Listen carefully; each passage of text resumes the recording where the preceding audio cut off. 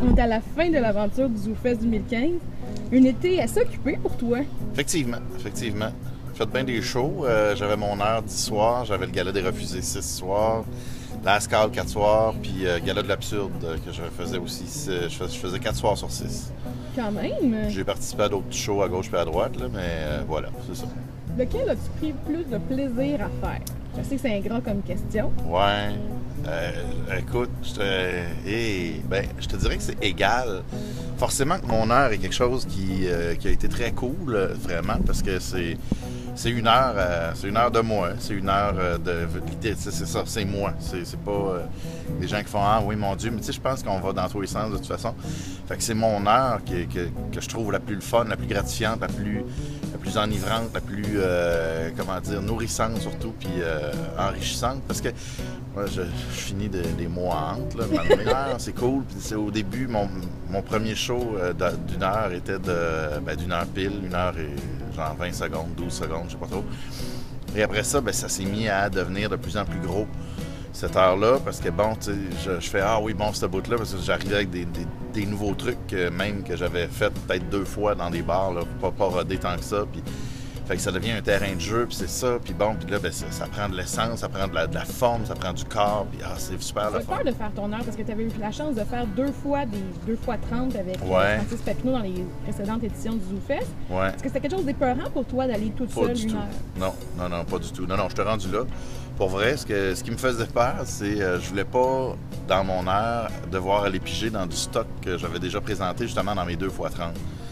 Et en gros, je suis allé chercher un 4 minutes à la fin du show, puis un 40 secondes à un autre moment donné. C'est à peu près tout, en fait. Mais le 4 minutes à la fin du show, il y avait des balbutiements de ça l'année dernière, mettons. Mais c'était pas ça encore, c'était pas encore complet, c'était pas finalisé. Fait que c'est ça, Fait que je trouvais que ça se pouvait de finir avec ça, puis de faire ce numéro-là sur les armes à feu. Tu sors tout juste du Gala des Refusés. Oui. Et c'est un spectacle qui a été conçu justement autour du fait que plusieurs humoristes de la relève n'ont pas pu malheureusement faire partie d'un gala cette année. Quel numéro as-tu proposé pour quel gala? Moi, j'avais proposé un numéro pour le gala de l'Orgueil. Et c'est le numéro que je fais au Gala des Refusés, effectivement, parce qu'il y en a d'autres qui hésitent des fois au moment où il faut qu'on lance des textes. Et comme il y a beaucoup d'appelés et peu d'élus, ils restreignent les humoristes de la relève à tu dois envoyer seulement qu'un texte, puis il faut que tu choisisses le thème. Ce qui fait que tu envoies un bon numéro, puis là, peut-être que pour le thème, il y a trop de monde, puis en tout cas, bref, c'est ça. J'avais envoyé ça pour l'Orgueil, et le début de mon numéro, je fais un peu d'autodérision. Justement, le fait que je suis pas le plus beau de la gang, je suis pas le plus mince, assurément pas, puis je suis quand même là, tu sais, puis je mets les autres en valeur, puis tout le monde a quelqu'un à côté de lui qui met les autres en valeur, puis tout le monde est le faire valoir de quelqu'un d'autre aussi. Puis ça tournait beaucoup autour de ça, justement, donc que quand on se compare, on se console, mais quand on se compare, on déprime aussi. Il y a aussi facilement moyen de trouver qu'on n'est pas les numéros 1 du monde, jamais, là, jamais. T'sais, question de prendre son gaz égal un peu.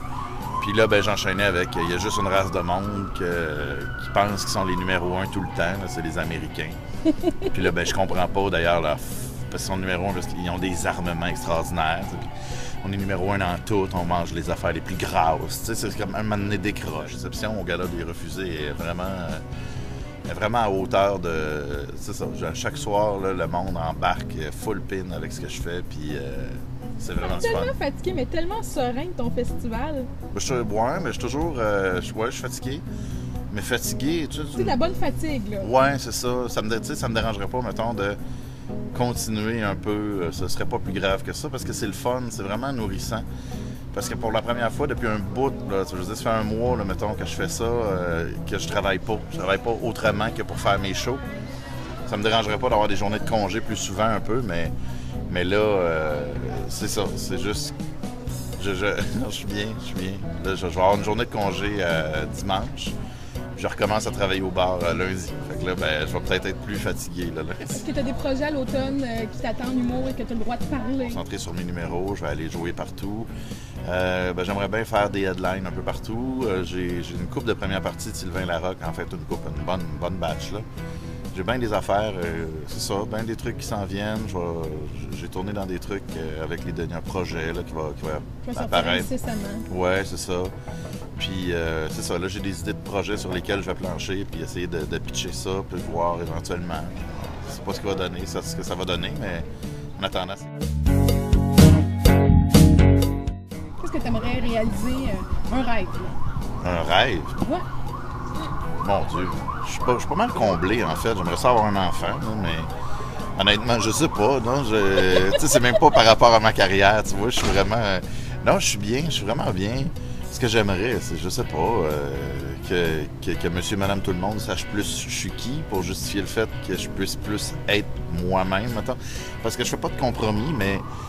Il y a quand même des critiques ou des gens qui font « Ouais, mais là, mon Dieu, tu t'en vas là, puis c'est pas une bonne affaire. Je pense pas que ce soit une bonne affaire. » Je comprends, mais je vais là parce que je suis ça aussi. Puis tout le monde est un peu toutes ces parties-là de moi, mais à certains degrés, à différents degrés. Puis il y en a, ben, ils leur refoulent plus. Puis ben moi, je veux juste exacerber ces choses-là puis faire en sorte que il n'y en a pas de tabou. Là.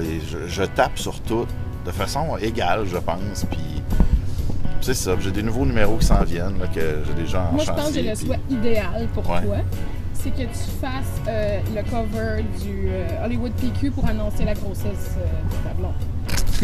Si t'arrives là, c'est ça veut dire que t'as réussi et ta carrière et ton rêve d'avoir un bébé. Oui, ouais, écoute, hey. Ouais, ben écoute, tu vois, c'est ça, déjà je ferais ça se pourrait qu'ils nous prennent en photo en sortant d'un buffet, puis de toute façon, ben elle est enceinte, il l'a caché à tout le monde.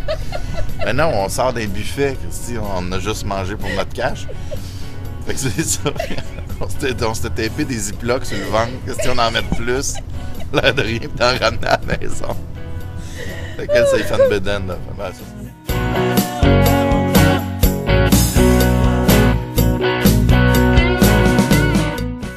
un bel été puis une belle tournée des buffets que t'adores, puis on se reprend à l'automne. Ben oui, certainement. Merci. À bientôt.